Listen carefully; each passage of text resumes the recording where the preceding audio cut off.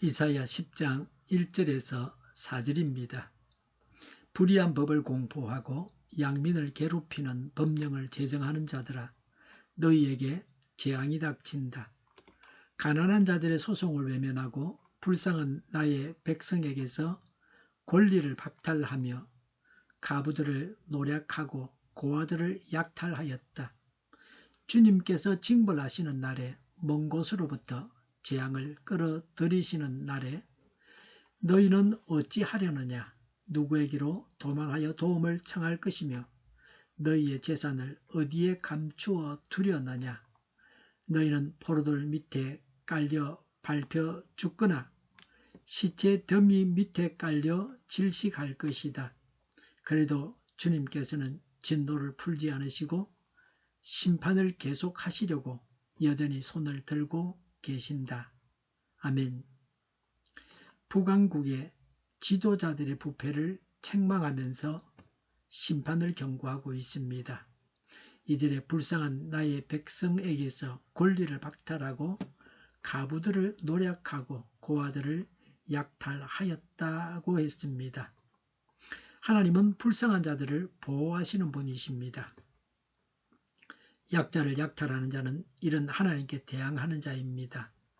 그래서 심판을 면할 수 없습니다. 내가 보호해줘야 할 약자가 누구입니까? 1절에 불의한 법을 공포하고 양민을 괴롭히는 법령을 제정하는 자들아, 너희에게 재앙이 닥친다고 했습니다. 국회의원들과 정부에서 법을 만드는 자들에게 하시는 말씀입니다. 악법을 제정하는 악인들에게 하시는 말씀입니다. 백성들을 법을 만들어 다스립니다.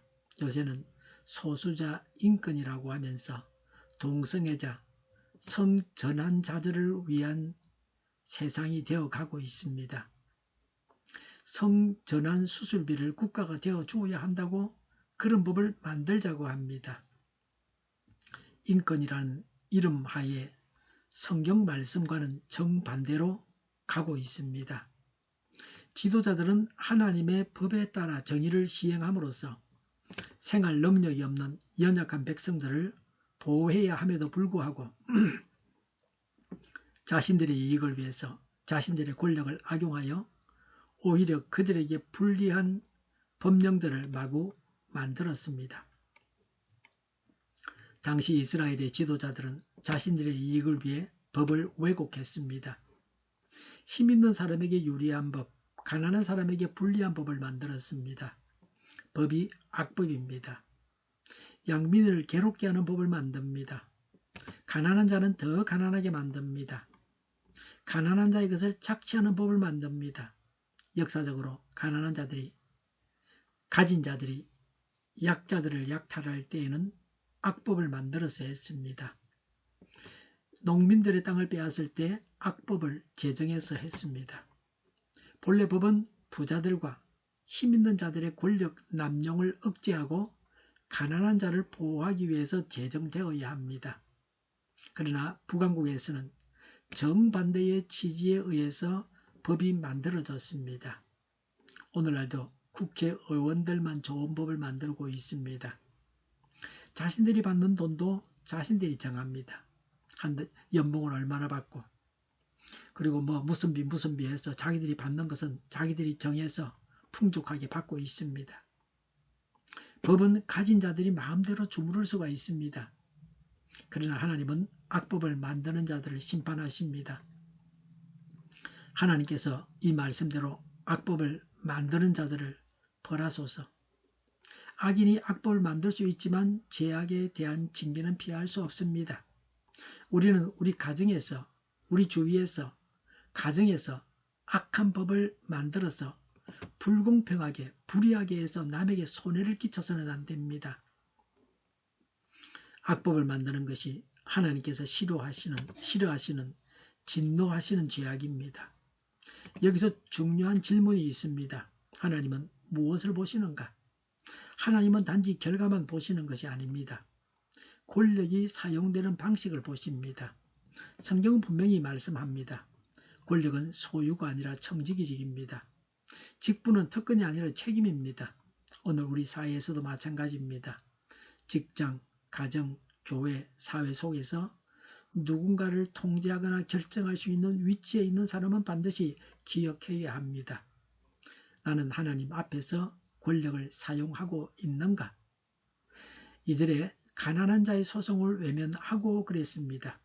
법을 집행하는 과정에서 약자를 못살게 굽니다. 사법부가 약자에게는 잔인한 기관입니다. 눈물도 인정도 없습니다. 돈이 없는 사람은 빵 하나 훔쳐먹고 평생을 감옥 생활을 해야 합니다. 가진 자들은 수천억을 먹고도 잘 살고 있습니다.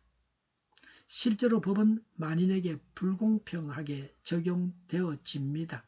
돈이 있어야 변호사를 사고 좋은 판결을 얻을 수 있는 그런 세상입니다. 우리 성도는 예수만 잘 믿고 교회만 잘 다니면 되는 게 아닙니다. 물론 예수도 믿고 교회도 다녀야 되죠. 하나님께서 기뻐하시는 바가 무언가를 분별해야 됩니다.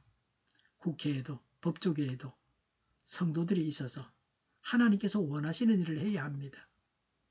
서민을 죽이는 법을 만들지 못하게 해야 합니다. 약자들에게 법적인 서비스를 제공해야 합니다. 이것이 하나님의 뜻입니다. 하나님은 언제나 강자의 편이 아니라 억눌린 자의 편에 서십니다. 이것은 단순한 윤리적인 메시지가 아닙니다. 하나님 나라의 기준입니다.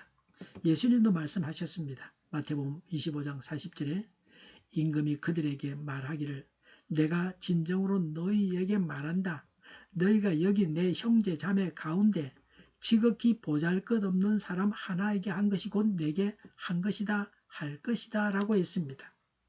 우리는 스스로에게 물어봐야 합니다. 나는 내 주변의 약자를 어떻게 대하고 있는가? 나는 편한 사람, 유익한 사람만 배려하고 있지 않은가? 악한 국회의원과 정부 기관에서 법을 만드는 자들과 악한 판검사와 경찰들에게 내리는 심판입니다.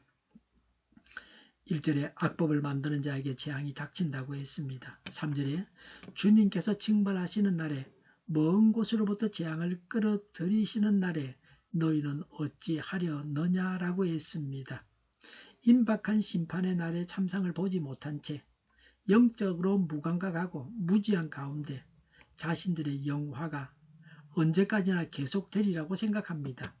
이런 자들에게 선지자는 안타까운 호소를 합니다. 먼 곳으로부터 재앙은 아시리아와 바빌론의 침략입니다. 3절에 누구에게로 도망하여 도움을 청할 것이며 너희의 재산을 어디에 감춰 두려느냐라고 했습니다. 타락한 인간들이 돈과 재물과 세상 부귀 영화에 얼마나 집착하는가를 단적으로 보여주는 구절입니다.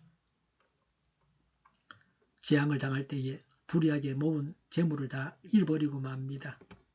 불의하게 모은 재물이 그들을 지켜주지 못합니다. 그 재물들을 다 빼앗기고 맙니다. 불의하게 재물을 모았으니 망하고 마는 것입니다. 약한 자들을 괴롭게 해서 재물을 모아서는 안 됩니다. 악하게 모은 재물이 범죄한 증거가 되어서 범죄자를 완전히 망하게 합니다. 하나님의 말씀은 언제나 그대로 이루어집니다. 4절에 너희는 포로들 밑에 깔려 밟혀 죽거나 시체의 더미 밑에 깔려 질식할 것이다 라고 했습니다.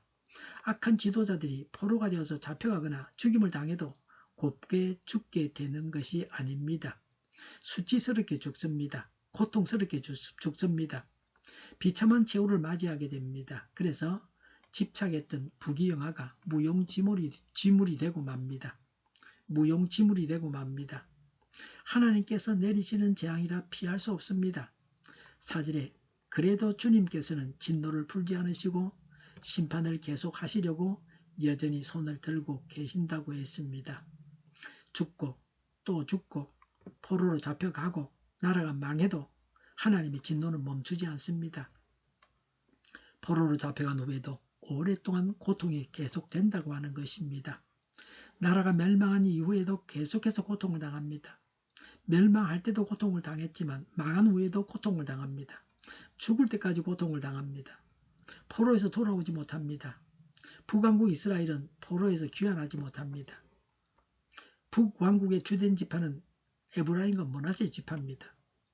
요셉이 듣고 후손들이 돌아오지 못하는 걸 보고 통곡할 일입니다. 범죄로 인해서 돌아올 수 없는 길을 갔습니다.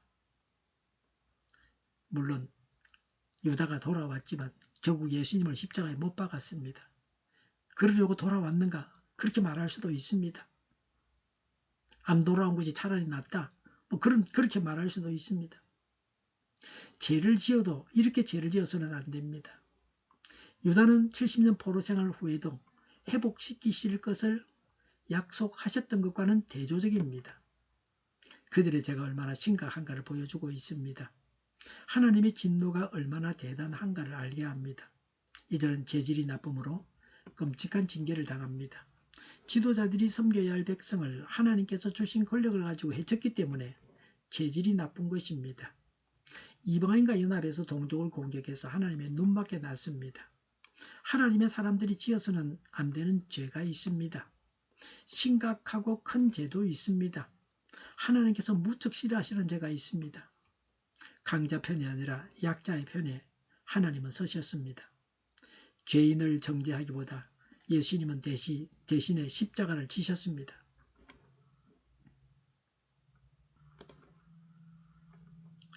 우리 각자에게 주어져 있는 것이 무엇입니까? 권력입니까? 돈입니까? 힘입니까? 우리가 가지고 있는 그것을 하나님의 뜻대로 제대로 사용해야 합니다. 우리에게 주신 하나님께서 우리가 받은 것을 어떻게 사용했는지를 따지실 것입니다. 우리는 스스로에게 물어야 합니다. 나는 하나님 앞에서 바르게 살고 있는가? 나는 내 힘을 어디에 사용하고 있는가? 나는 약자를 외면하고 있지는 않은가? 기도하겠습니다. 하나님의 뜻대로 권세를 행사하게 하옵소서. 주님, 저희의 마음을 살피시고 저희의 삶을 정의로 다스려 주옵소서. 저희가 사람 앞이 아니라 하나님 앞에서 살게 하옵소서. 저희를 불쌍히 여겨 주옵소서. 저희를 악에서 구하옵소서. 하나님의 뜻이 이 땅에서 이루어지게 하옵소서. 저희의 간구 영답하여 주옵소서. 기도하기를 쉬지 않게 하옵소서. 저희의 필요를 채워 주시옵소서. 오늘 또 차고 넘치는 복된 삶을 살게 하옵소서. 감사와 찬양을 하나님께 돌려드리며 예수님의 이름으로 기도드립니다. 아멘.